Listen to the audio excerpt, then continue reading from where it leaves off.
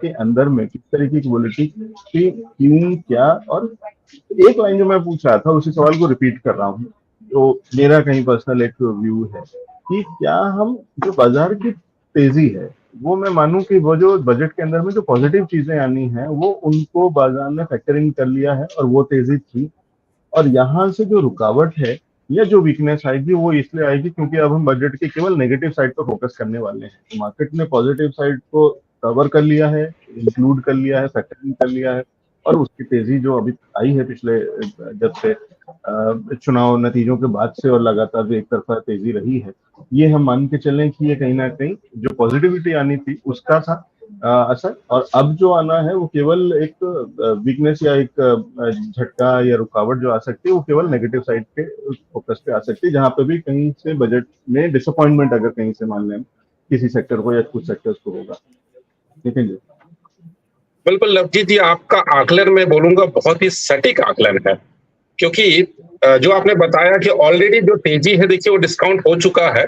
और बजट के बाद मैं बता रहा हूँ, बजट कितना भी अच्छा आए उसकी नेगेटिविटी ही फैलनी है, क्योंकि पूरा का पूरा विपक्ष बोलो या उनके फिर प्रोपेगेंडा जो मशीनरीज हैं वो बोलो, जितने भी तरह की निगेटिविटी फैलानी है वो फैलेगी। और सिर्फ इसलिए नहीं कि विपक्ष को है, कुछ मैंने पहले ही बोला था, लास्ट वीडियो मैंने बोला था कि देखिए यहां से मुझे मार्केट में गिरावट दिख रही है, और ये गिरावट फिर वो बजट कितना भी अच्छा दे दे, मोदी जी बोल दे कि सबके घर में 15-15 लाख भेज रहा हूं, तो भी उसके लिए निगेटिविटी फैलेगी। बिकॉज कुछ ऐसे अभी फिलहाल जो है प्लैनेट्स की पोजीशन बनी हुई है और नंबर्स उस जगह पे स्टैंड कर रहे हैं जहां पर तेजी मुझे यहां से दिख नहीं रहा है। तो निगेटिविटी के लिए भाई कुछ फैक्टर भी तो बनने चाहिए, अदरवाइज फिर तो तेजी बन नहीं रहा है और निगेटिविटी आएगी नहीं तो मार्केट करेगा क्या, फिर लोग करेंगे क्या। तो इसीलिए ये बात आपने बहुत ही, मैंने इसलिए पहले ही कहा दिया कि आपका आकलन बिल्कुल सटीक है। ऑलरेडी डिस्काउंट हो चुका है तेजी, यहां से लास्ट वीडियो मैंने बोला था कि कम से कम 1200, 1500, 2000 पॉइंट इस जगह तक मुझे निफ्टी जाता हुआ दिख रहा है।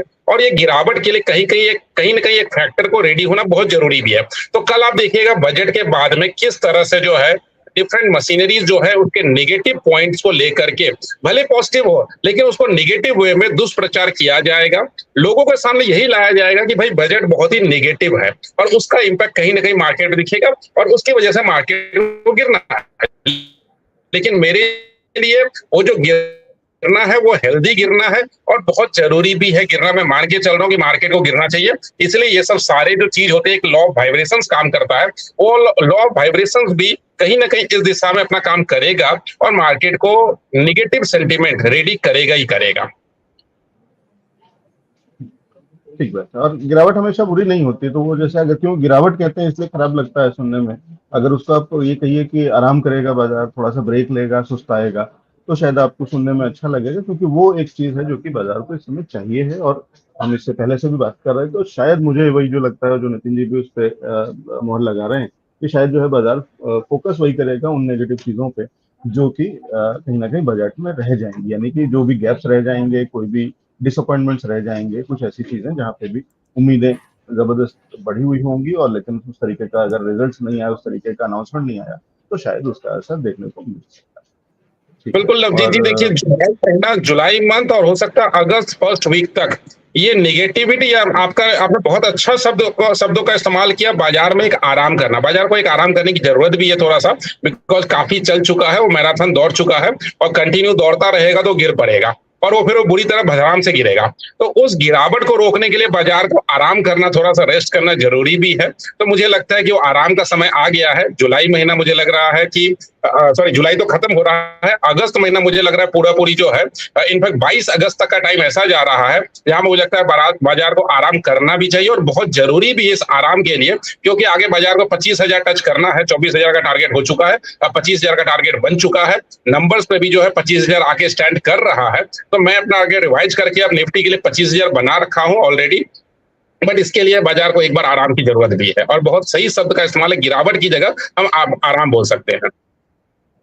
ठीक है, तो एक ब्रेक लेगा, एक सुस्ता है और वो वाला है। और ये एक तरीके से जब आप मेहनत कर रहे होते हैं, एक्सरसाइज कर रहे होते हैं, तो कहीं ना कहीं वो बीच में चाहिए होता है ना, कि हर सेट के साथ बाद में या हर एक्सरसाइज के बाद में आपको कहीं एक गैप लेना होता है, बीच में थोड़ा सा रुक करके पानी पीना होता है, सांस लेना होता है। ये शायद उसी तरीके की चीज है कि मजबूती के लिए आपको कहीं तो ब्रेक लेना पड़ेगा। नितिन जी, इस बात को कंप्लीट करूं, इसमें आपके एक मित्र दर्शक जो हैं विश्वबंधु खंडेलवाल जी, उन्होंने एक इम्पोर्टेंट चीज कुछ जो नक्षत्रों के हिसाब से सवाल जो पूछते हैं, वो कह रहे हैं मार्स का टॉरस में जुपिटर के साथ आना क्या बैंक्स में कोई वोलेटिलिटी लाएगा, क्या मार्स कोई करेक्शन लाएगा फाइनेंशियल सेक्टर में। और इसलिए पूछ रहा हूँ ये सवाल क्योंकि इससे पहले लोकेश जी से हम बात कर रहे थे, तो उन्होंने भी फाइनेंशियल सेक्टर पर बात करी थी कि किस तरीके से वहाँ बड़ी चर्निंग और बड़े चीजें हो सकती हैं जिसका कि असर हमें आगे चल के बाजार को में देखने को मिल सकता है। अब यहाँ बात हो रही है नक्षत्रों को देखते हुए, क्या ऐसा कुछ दिखता है सर नितिन जी? बिल्कुल सर जी, देखिए खंडेलवाल जी ने इसके पहले भी एस्ट्रोलॉजी के ऊपर कई सारे सवाल, और मुझे लगता है कि खंडेलवाल जी एस्ट्रोलॉजी में अच्छी रुचि रखते हैं क्योंकि उनके सवाल बहुत ही वाजिब होते हैं और समझ में आ जाता है उन सवालों से कि जो उनका रुचि जो है, उनका इंटरेस्ट जो है वो एस्ट्रोलॉजी में है। बिल्कुल सर, सवाल बिल्कुल वाजिब है। देखिए फाइनेंशियल सेक्टर को लेकर, banking sector, financial sector, insurance, total overall financial sector को लेकर के अगर आपके दर्शकों को याद होगा और आपको भी याद होगा, लास्ट 2-3 महीने से मैं बोल चुका हूं कि फाइनेंशियल सेक्टर जो आउट परफॉर्म करने वाला है, बहुत जबरदस्त चलने वाला है। तो देखिए उसके अंदर में एक कंट्रीब्यूशन ये भी होता है, टॉरस में मार्स के साथ जुपिटर, जुपिटर जो है टोटल बैंकिंग और फाइनेंस को कंट्रोल करता है, पैसे का देवता होता है।